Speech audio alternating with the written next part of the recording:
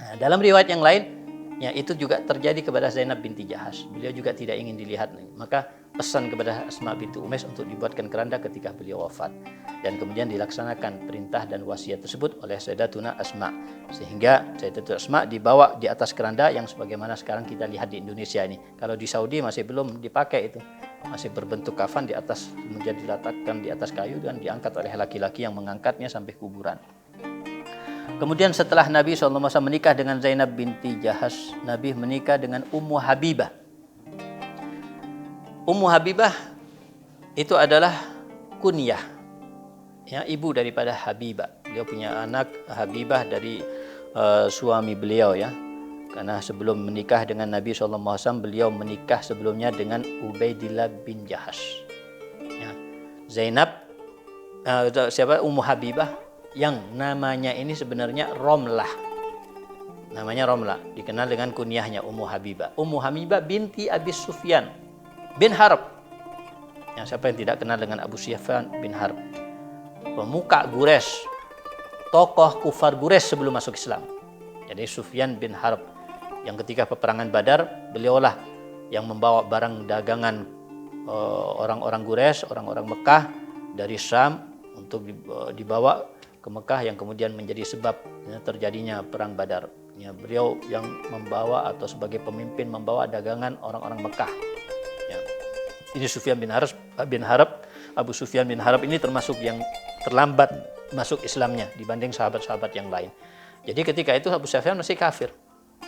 Ketika anaknya Romlah atau Ummu Habibah masuk Islam bersama suaminya, maka di saat itu Abu Sufyan marah kepadanya, sehingga membuat Abu Sufyan ini memusuhi putrinya sendiri, menjauhi putrinya sendiri.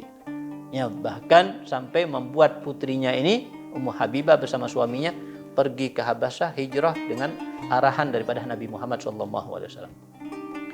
Tapi sampai di Habasyah, suaminya Ubaidillah bin Jahash ini malah na'udzubillah min dzalik, yani masuk Kristen. Ya, di situ banyak di Habasyah, ya, warganya, rakyatnya itu beragama Kristen. Ya, disitulah Ubaidillah bin Jahash masuk Kristen, keluar dari agama Nabi Muhammad SAW. Maka kasihanlah, ya, Ummu Habibah ini. Nabi melihat Ummu Habibah kasihan. Ummu Habibah sudah diganggu, diasingkan oleh keluarganya, diusir oleh keluarganya sendiri, ya, sampai dua suami istri ini hijrah ke Habasyah karena gangguan, karena desakan daripada keluarga mereka sendiri yang mereka masih kafir, kan, kebanyakan keluarganya kafir. Tapi bahkan setelah di Habasyah, justru suaminya yang masuk Kristen, murtad. Oleh karena itu Nabi SAW, ya, ingin menghiburnya. Nabi ingin memberikan hadiah kepadanya dengan nikah kepada Ummu Habibah. Nabi mengirim utusan kepada Najasyi dan meminta kepada Najasyi untuk menikahkan Nabi Muhammad SAW dengan Ummu Habibah. Karena Ummu Habibah otomatis menjadi janda. Otomatis ketika suami murtad dan tidak kembali masuk Islam sampai iddahnya selesai, berarti selesai, ya, status pernikahannya. Maka ketika selesai, ya, status pernikahan Ummu Habibah dengan suaminya Ubaidillah bin Jahash yang murtad, maka Nabi mengirim utusan untuk menikahkan Ummu Habibah, dan dinikahkan Ummu Habibah. Dan yang menjadi wali ketika itu Utsman bin Affan. Ya, walaupun ada khilaf, Utsman bin Affan yang di saat itu memang hijrah dengan istrinya Sayyidatuna Ruqayyah ke Habasyah. Ya, Sayyidatuna Ruqayyah putri Nabi, ya, ikut hijrah ke Habasyah bersama suaminya Sayyidina Utsman bin Affan, dan Utsman bin Affan yang mengurus pernikahan Nabi SAW dengan Ummu Habibah. Padahal Nabi tidak kenal dengan Ummu Habibah. Nabi tidak pernah melihat wajah Ummu Habibah. Tapi Nabi SAW dapat arahan dari Allah, ya, wahyu dari Allah, dan sekaligus juga untuk mengobati rasa sedih yang begitu mendalam kepada Ummu Habibah yang sebatang karang tidak punya keluarga yang mendukungnya karena semuanya kafir, maka dinikahi oleh Nabi Muhammad SAW. Nah, itu Ummu Habibah. Ya, pernah diceritakan bahwasanya ketika di Madinah Al-Munawwarah, Abu Sufyan datang dari Mekah, ya, sebagai utusan daripada orang-orang kafir Mekah, ya, untuk melakukan perjanjian dengan Nabi Muhammad SAW. Ya, di saat ke Madinah, Abu Sufyan sempat mampir ke rumah putrinya sendiri, yaitu Ummu Habibah.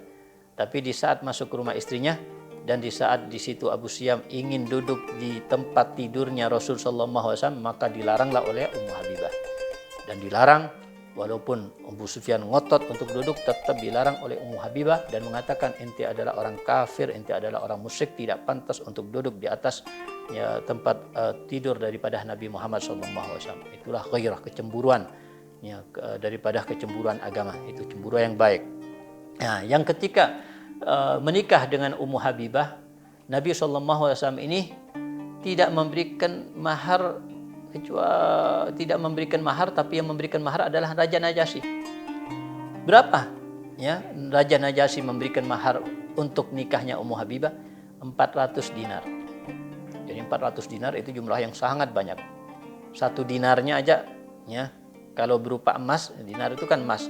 Ya, kalau digramkan sekarang ini satu dinar itu 4,25 atau 4,1 gram. Ya, itu satu dinar, ini 400 dinar. Jadi kita bisa kali sendiri nanti. Jadi kalau sekarang misalnya 1 juta itu satu dinarnya, misalnya 1 juta 1 dinar, ya berarti kalau 1 dinar, ya kalau 1 gram 1 juta rupiah, ya berarti 1 dinar 4 juta rupiah. Ya tinggal dikali 4 juta kali 400, berapa itu? Nah, itu mahar yang tidak lazim. Jumlah yang tidak lazim yang diberikan oleh Nabi kepada istrinya. Tapi yang memberikan bukan Nabi sebenarnya, tapi Raja Najasyi. Nabi SAW ketika nikah dengan istri-istrinya, maharnya hanya antara 10 dirham sampai 500 dirham. Begitu juga ketika Nabi menikahkan putri-putrinya, maharnya antara 10 dirham sampai 500 dirham. Yang 1 dirhamnya itu adalah 1 dirhamnya adalah 3 gram perak. 3 gram daripada perak itu 1 dirham. Ya. Jadi Nabi seperti itu. Tapi ini yang mahar Nabi yang paling banyak, tapi yang memberikan mahar pun. Begitu juga dengan Sayyidatuna Khadijah, maharnya yaitu 20 ekor onta. Itu juga banyak, 20 ekor onta, ya, dan itu juga bukan semuanya dari Nabi, tapi sebagian besarnya dari paman Nabi Muhammad SAW, Abu Talib, yang membantu untuk memberikan mahar kepada Sayyidatuna Khadijah sebagai maharnya Nabi Muhammad SAW diberikan kepada Sayyidatuna Khadijah radhiyallahu taala anha. Dan Ummu Habibah ini dari sifat waroknya beliau ketika menjelang wafatnya, beliau sakit dan beliau bertambah parah sakitnya, beliau sempat mengirim utusan meminta maaf kepada istri-istri Nabi yang lain, termasuk Sayyidatuna Aisyah, termasuk Sayyidatuna Hafsah. Ya, apa yang terjadi di antara mereka, namanya madu dengan istri yang lain, pasti ada pertikaian, perselisihan dan lain, itu normal bagi perempuan. Ya, jadi sifat cemburu yang ada di antara sifat perempuan itu normal. Maka disitulah meminta maaf kepada mereka istri-istri Nabi SAW. Kemudian kemudian Nabi SAW juga menikah setelahnya dengan Sofia binti Huyai. Nabi SAW menikah dengan Sofia binti Huyai bin Akhtab. Siapa itu Sofia binti Huyai? Ya, Sofia binti Huyai ini seorang Yahudiyah. Dari keturunan Bani Israel, dari golongan orang-orang Yahudi, dari keturunan Nabiullah Ishak bin Ibrahim, dari keturunan Nabiullah Harun alaihi salam. Ya, makanya bagaimana Nabi SAW menikah dengan Sofia binti Huyai ketika peperangan Khaybar, yang mana peperangan Khaybar itu peperangan antara kaum muslimin dengan orang-orang Yahudi. Maka Sofia binti Huyai ini sebelumnya sudah menikah dengan orang Yahudi yang bernama Salam bin Abil Hugaik. Kemudian dicerai dan atau wafat, kemudian dinikah oleh saudaranya lagi yang lain, Salam bin Abil Hugaik. Yang kemudian ketika peperangan Khaybar ini, termasuk yang meninggal di antara orang-orang Yahudi di saat itu adalah suaminya daripada Sofia binti Huyai ini, yaitu Salam bin Abil Hugaik meninggal dunia, dan Sofia binti Huyai termasuk yang ditawan oleh kaum muslimin. Dan ketika ditawan oleh kaum muslimin, maka Sofia sebagai wanita yang ada yang tertawan daripada kalangan wanita dalam hukum Islam menjadi budak.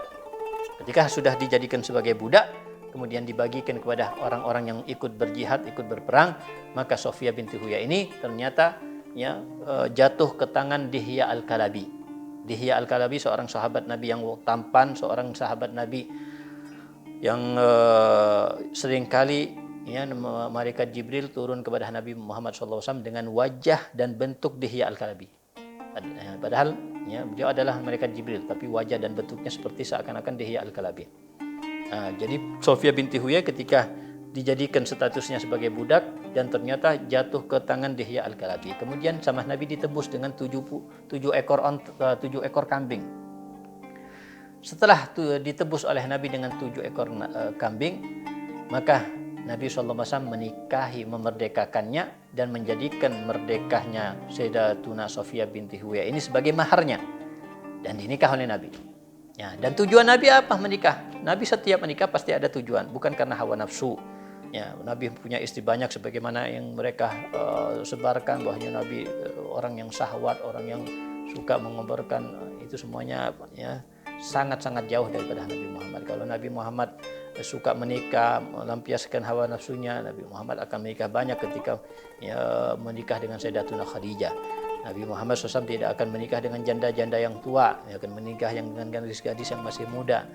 Dan itu semuanya ada tujuan. Nabi menikah dengan Sayyidatuna Sofia binti Huyai karena untuk mengambil hati kaum Yahudi yang betul di saat Nabi menikah dengan Sayyidatuna Sofia binti Huyai, banyak di antara mereka yang masuk Islam dari kalangan orang Yahudi.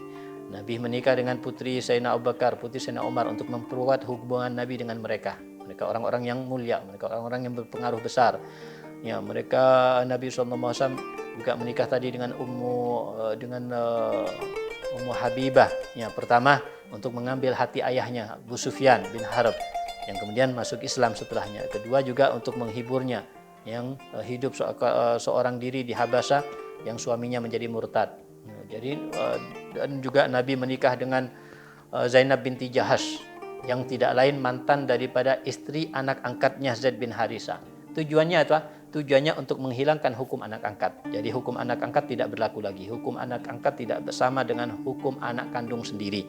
Makanya dikatakan dalam firman Allah, "Falamma qadha Zaidun minha wataran zawwajnakaha likai la yakuna 'alal mu'mina harajun fi azwaji adiyaihim."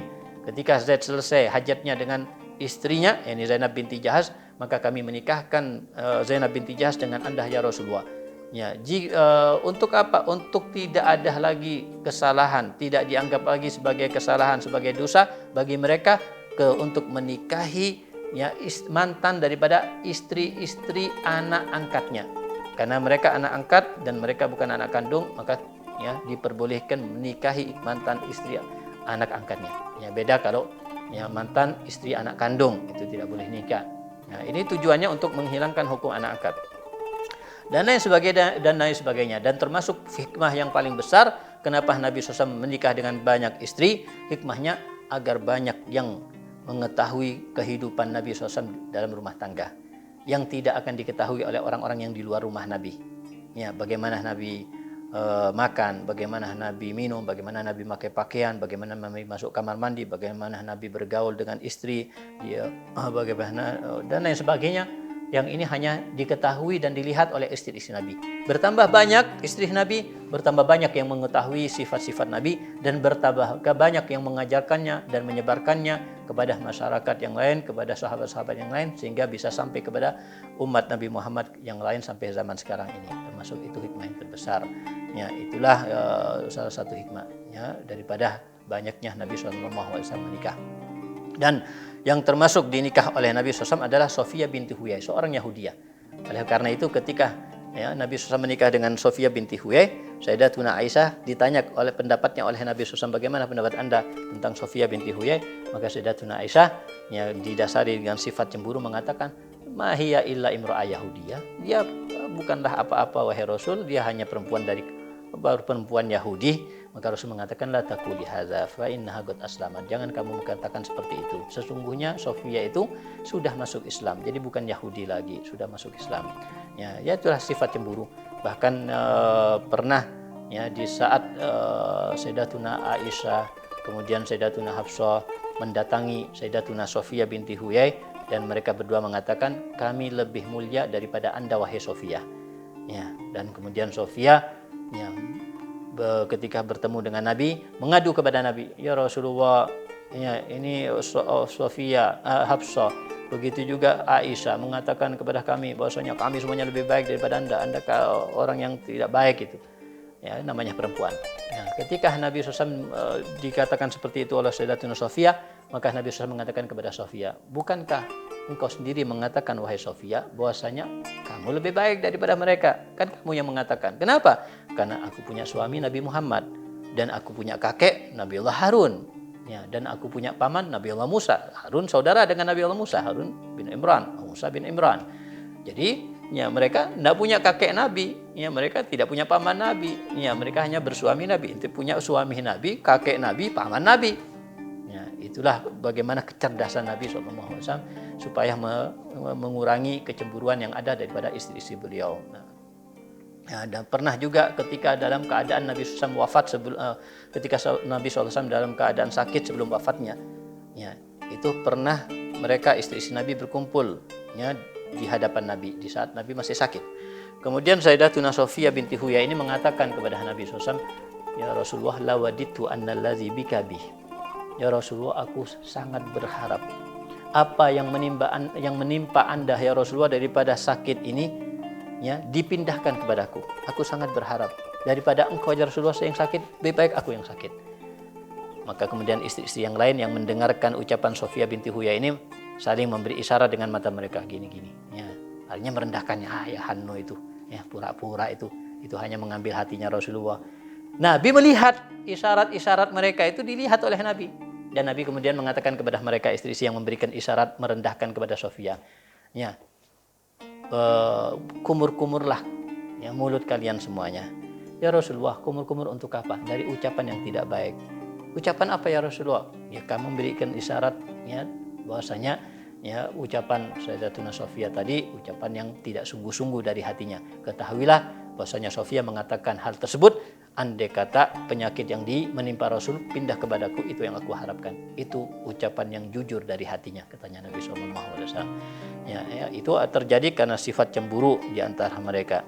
Pernah seorang jariyah, seorang budak daripada Sofia binti Huyai ini, ya ketika setelah wafatnya Nabi Muhammad, ya Sofia binti Huyai punya budak perempuan. Sofia binti Huyai ini, budak perempuan ini punya sifat yang tidak baik, suka mengandu domba. Pernah suatu waktu datang kepada Sayyidina Umar di zaman khilafah Sayyidina Umar, dan kemudian mengatakan kepada Sayyidina Umar, wahai Umar, Sofia binti Huyai ini itu mengagungkan hari Sabtu, bukan mengagungkan hari Jumat. Padahal orang Islam mengagungkan hari Jumat, nah, sedangkan Sofia ini mengagungkan hari Sabtu. Dan kedua, Sayyidatuna Sofia ini ya menyambung ikatan yang baik dengan orang-orang Yahudi. Dan beliau Sofia binti Huyai orang Yahudi. Ya, akhirnya Sayyidina Umar mengirim utusan kepada Sofia binti Huyai ini untuk memastikan apa betul apa yang dikatakan budak daripada Sayyidatuna Sofia. Maka dijawab oleh Sayyidatuna Sofia, ya bahwasanya ya beliau mengagungkan ya hari Sabtu daripada Jumat itu dahulu sebelum masuk Islam, karena beliau orang Yahudi, dan orang Yahudi mengagungkan hari Sabtu, orang Kristen mengagungkan hari Ahad, ya, dan orang Islam mengagungkan hari Jumat. Ya, tapi setelah aku masuk Islam, maka aku tidak mengagungkan yang lebih daripada hari Jumat, dan aku menjalin hubungan yang baik dengan orang-orang Yahudi. Yang aku jalin hubungan baik dengan mereka tidak lain mereka adalah keluargaku sendiri, wahai Umar. Maka Sayyidina Umar tidak menyalahkannya ketika mendapatkan jawaban daripada Sofia binti Huyai. Kemudian Sofia binti Huyai memanggil budaknya dan bertanya kepada budaknya tersebut, kenapa Anda melakukan itu, melaporkan hal tersebut kepada Sayyidina Umar bin Khattab? Kemudian budaknya mengatakan, ya, maaf wahai Tuan, aku tidak melakukan itu karena bisikan setan yang ada di pikiranku. Akhirnya Sayyidatuna Sofia binti Huyai mengatakan, kalau begitu anti hurrah wajhillah, inti sekarang merdeka. Jadi sesuatu yang dilakukan yang tidak baik, fitnah, namimah, adu domba, malah dibalas dengan kebaikan oleh Sayyidatuna Sofia binti Huyai. Ini salah satu sifat beliau, ya. Dan kemudian yang termasuk istri Nabi SAW setelah Sofia binti Huyai adalah Maimunah, ya. Maimunah binti Haris. Maimunah binti Haris bin Hazan, ya, yang tidak lain adalah bibi daripada Sayyidina Abdullah bin Abbas. Karena Maimunah binti Hazan ini saudara dengan Ummu Fadl, istrinya Sayyidina Abbas. Ya, kemudian ya Ummu Fadl ini ya, saudara Maimunah binti Haris. Ya, jadi bibinya Sayyidina Abdullah bin Abbas, bibi daripada Sayyidina Khalid bin Walid juga. Ibunya Sayyidina Khalid bin Walid saudara dengan Maimunah binti Haris. istri Nabi Muhammad SAW, yang mana dinikah oleh Nabi SAW. Dalam riwayat dikatakan menikah dalam keadaan Nabi SAW ihram bil umrah. Ada riwayat mengatakan yang bahwasanya Nabi SAW menikah dengan Sayyidatuna Maimunah dalam keadaan halal, bukan ihram.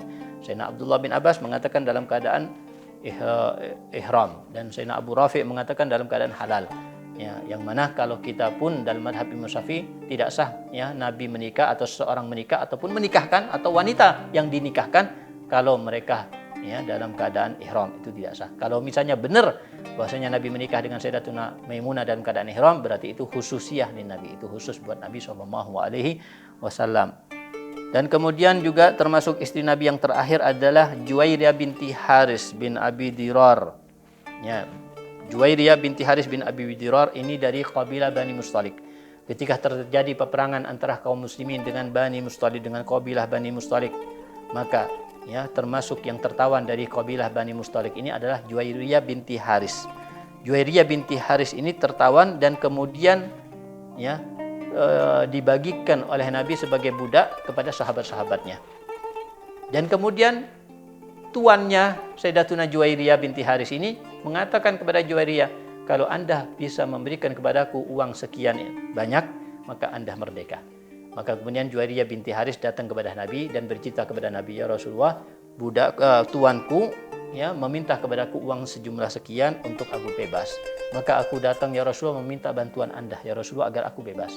Kemudian Rasulullah mengatakan kepada Juwairiyah, bagaimana kalau aku akan memberikan kepada kamu yang lebih baik daripada itu? Apa itu ya Rasulullah? Aku akan tebus kamu, aku akan merdekakan kamu, dan setelah itu aku akan nikah dengan kamu. Dan akhirnya pastinya dia menjawab setuju ya Rasulullah. Maka kemudian dimerdekakan, masuk Islam dan dinikah oleh Nabi Muhammad SAW. Dan ketika Nabi SAW memerdekakan Juwairiyah binti Haris ini, maka budak-budak perempuan yang lain yang tertawan, yang kemudian dijadikan budak oleh kaum muslimin, oleh sahabat Nabi, seluruhnya semuanya dimerdekakan oleh sahabat Nabi sebagai bentuk penghormatan untuk Nabi Muhammad yang memerdekakan Juwairiyah yang kemudian menjadi istri Nabi. Karena mereka tidak merasa tidak pantas istri Nabi Juwairiyah binti Haris sebagai istri Nabi, tapi mereka punya budak-budak yang tidak ada nilainya di mata mereka, yang dari kalangan Bani Mustalik, yang tidak lain itu adalah kabilah Juwairiyah istri Nabi Muhammad SAW. Ya, fa'ala kulli hal, ya semoga kita semuanya mendapatkan keberkahan ya dan satu hal yang dicatat di sini tentang Juwairiyah binti Haris yang bermanfaat untuk kita semuanya insyaallah, yaitu suatu waktu Juwairiyah binti Haris di pagi hari itu bertasbih kepada Allah, berzikir kepada Allah, suka berzikir, bertasbih kepada Allah. Nabi keluar dalam keadaan pagi hari dalam keadaan berzikir. Nabi pulang dalam siang hari ini dalam keadaan Sayyidatuna Juwairiyah ini tetap bertasbih kepada Allah. Kemudian ditanya oleh Nabi, ya Juwairiyah, anta dari tadi tidak berhenti bertasbih? Iya Rasulullah, dari pagi sampai siang bertasbih. Maka Nabi SAW mengatakan kepadanya, ya Juwairiyah, ya, aku tadi mengucapkan 4 kalimat. Yang mana dengan ucapanku hanya 4 kalimat itu pahalanya melebihi pahala bacaan tasbih Anda dari pagi hari sampai siang hari. Kalau kamu mau, aku akan ajarkan kalimat tersebut dan kamu bisa membacanya dan pahalanya jauh lebih banyak daripada tasbih yang kamu baca dari pagi sampai siang. Apa itu? Subhanallah adada khalqih wa ridha nafsih wa zinata arsyih wa midada kalimati. 4 kalimat. Adada khalqih wa ridha nafsih wa zinata arsyih wa midada kalimati. Ya, jadi bacaan apapun kalau kita ingin berlipat-lipat pahalanya ditambahi dengan ini. La ilaha illallah, la ilaha illallah. Kalau kita sudah selesai, adada khalqih wa ridha nafsih wa zinata arsyih wa midada kalimati. Allahu akbar, Allahu akbar. Adada khalqih wa ridha nafsih wa zinata arsyih. Itu lebih baik daripada kita membaca la ilaha illallah, Allahu akbar dari pagi sampai siang. Pahalanya lebih banyak. Ya, kalau kita tambah di akhirnya dengan 4 kalimat tadi, adada khalqih wa ridha nafsih wa zinata arsyih wa midada kalimati. Semoga kita semuanya mendapatkan barokah daripada ya Nabi Muhammad SAW dan istri Nabi Muhammad, daripada kaum wanita yang salihat, dan semoga kita semuanya yang berjenis kelamin wanita menjadi wanita yang salihah, wanita-wanita yang menjadi wanita yang membanggakan Nabi Muhammad, membanggakan Sayyidah Fatimah Zahra, Sayyidah Khadijah Al-Kubra, dan mengumpul bersama mereka. Dan kita semoga menjadi keluarga yang mawaddah wa rahmah wa sakinah, dan memiliki anak dan keturunan yang saleh dan salihah. Ala hadiniyat kumniyah salih jami' asamila li khairi dunya wal akhirah wa ila hadratin Nabi Sayyidina Muhammad sallallahu alaihi wasallam. Bismillahirrahmanirrahim. Al-Fatihah. يا كمل النساء يا مظهر